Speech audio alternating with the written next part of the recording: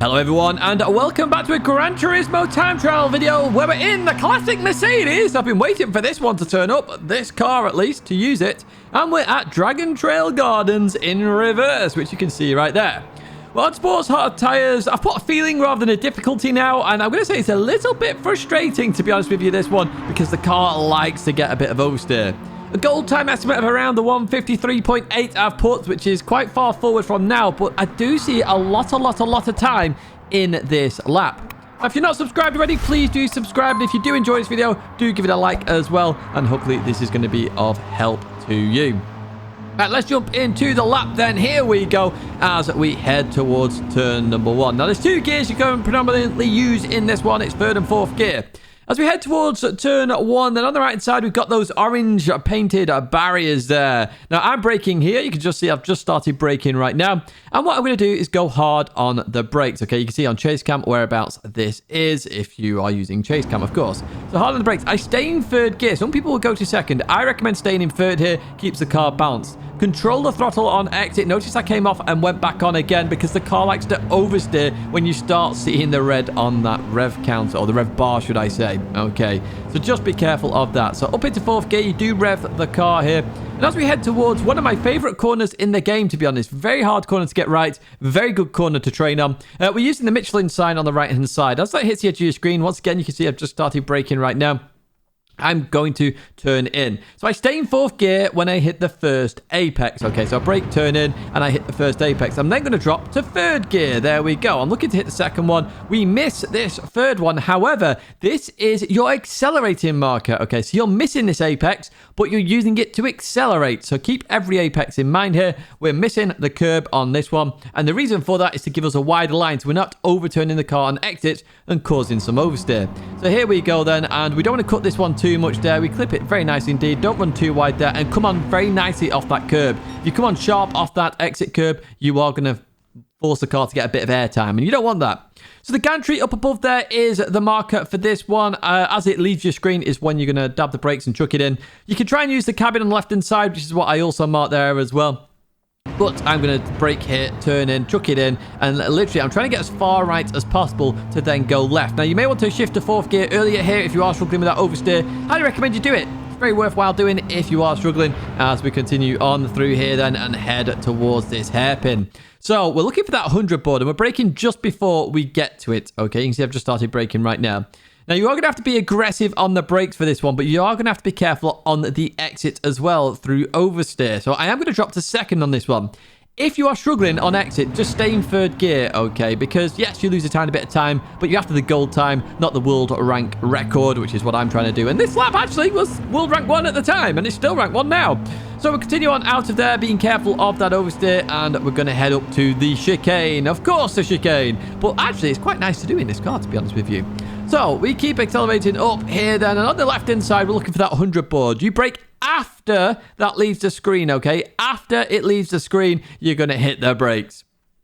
Now, with this one, you do want to cut the sausage, and you can cut it very nicely. I want you to stay in 3rd gear for this one. Some people will drop to 2nd. Obviously, the top times will drop to 2nd. Stay in 3rd gear here. And as I come in here, I'm looking to centralize that sausage if I can. I do clip it a little bit too much there. Cut a little bit more on the left-hand side. The sausage does mark the edge of the circuit. As we go through this right, be careful on the exit, because, again, that's where power oversteer can come into play. Now, for the final corner, we have a tree on the right-hand side. It's not very obvious on this screen, but as you race, you'll start to get used to where you see that tree. That is your turning marker for this corner. You don't brake for this corner. What you're going to do is lift off where appropriate. So I'm going to start lifting off straight away and then balance the car accordingly. So as I go into here, there we go, lifting, looking to get as close to that billboard. Couldn't think of the word then. Billboard on the right-hand side. That billboard is your accelerating marker. Okay, so as that approaches the edge of your screen, start to accelerate. Now, the goal here is to avoid running wide. So if you start to run wide, just lift off a little bit more, okay? Now, the curb, as it grabs you on the exit, can actually force you into a spin, so just be careful of that. But what we're going to do is head towards the line, and that's actually a 151.437. Not too shabby at all. Let's just go into that lap once again, then as we head towards turn 1, hard on the brakes as that orange barrier hits our screen on the right-hand side. I stay in 3rd gear. Highly recommend you do this as well as we continue on through here. Then be careful on exit, of course, from power oversteer. Very easy to get, and that's why I recommend staying in 3rd gear as well. It keeps the car a little bit more balanced.